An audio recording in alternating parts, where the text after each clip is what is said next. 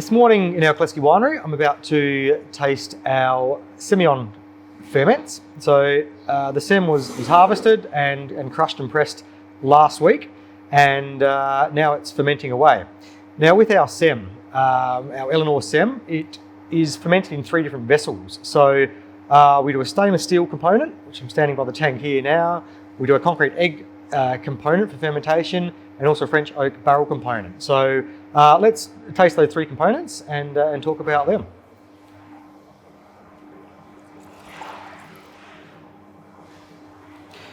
So yes, nice and fizzy. So that means it's fermenting quite well. The yeast are very, very active. Absolutely beautiful aromatics. It's always such a nice time of the ferment. Early days of ferment yet, real sort of estery and tropical, really lifted and bright. Still very sweet, still more grape juice as opposed to wine. So it's probably only got a few % alcohol at the moment. So with the Sem in the stainless steel tank, we do about 1/3 of the fermentation in the stainless steel. So it has no other influence from anything else. So the stainless steel ferment is just all about the beautiful Sem, bright Sem fruit. So after fermentation, this just stays in a stainless steel tank just to preserve that lovely bright Sem character.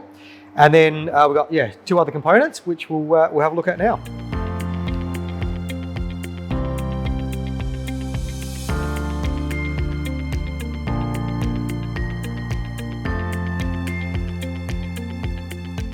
So now I'm here by our concrete egg fermenter. So it's exactly the same juice that's in the stainless steel tank that we just looked at, but it's fermenting in the concrete egg. So let's have a taste of that one and talk about this.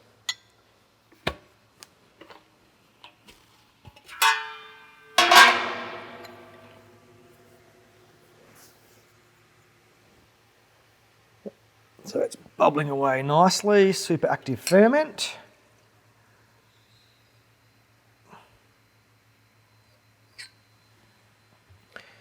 So it smells quite different to the stainless steel. A bit more developed in the ferment character.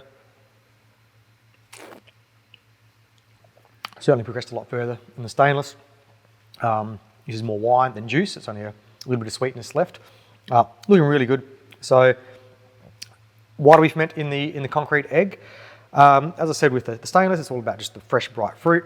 Fermenting in the concrete egg does give it a slightly sort of earthy, slightly concrete flavour, but just not too much. But the main reason for the concrete egg is the unique shape of the egg is that it's got no hard corners. So as it's fermenting, the wine is a lot more cloudy and turning over on itself. The yeast are constantly rotating through that ferment, and even when it's finished fermenting, as it matures in the concrete egg for some months, just the natural convection currents keep the wine turning over, and the yeast lees, the dead yeast, mixing through that wine constantly, and that just adds a really nice textural component, a nice creaminess, just an extra dimension. So the ferment in here is perhaps not quite as fruity as the stainless steel tank, but it certainly adds that extra layer of complexity on the palate with that beautiful textural component.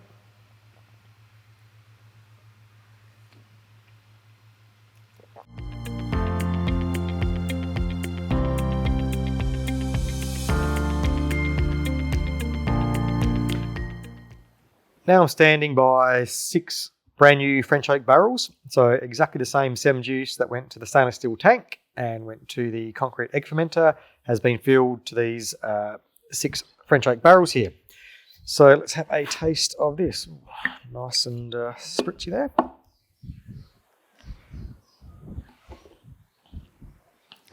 See the foam there, fermenting very actively. So already some nice oak flavour, oak aroma coming through on the nose there. About halfway through ferment.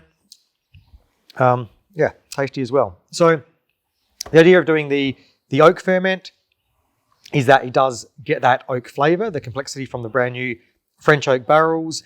It'll stay in these barrels for a few months, not quite sure how long that'll be yet, to see how the wine tastes. We leave it on full lees in the barrel here Probably do lees stirring every week or two. So that's mixing the dead yeast in with the wine, give it that nice creaminess and texture. So I said in the concrete egg fermenter, that kind of happens itself, but with the barrel, the lees drop to the bottom. So we give it a mix from now and then, just to add that extra component to the palate. So look, when it comes to bottling this wine, the concrete, the stainless, and the French oak barrel components will all be blended together to make hopefully a very complete, tasty, complex wine.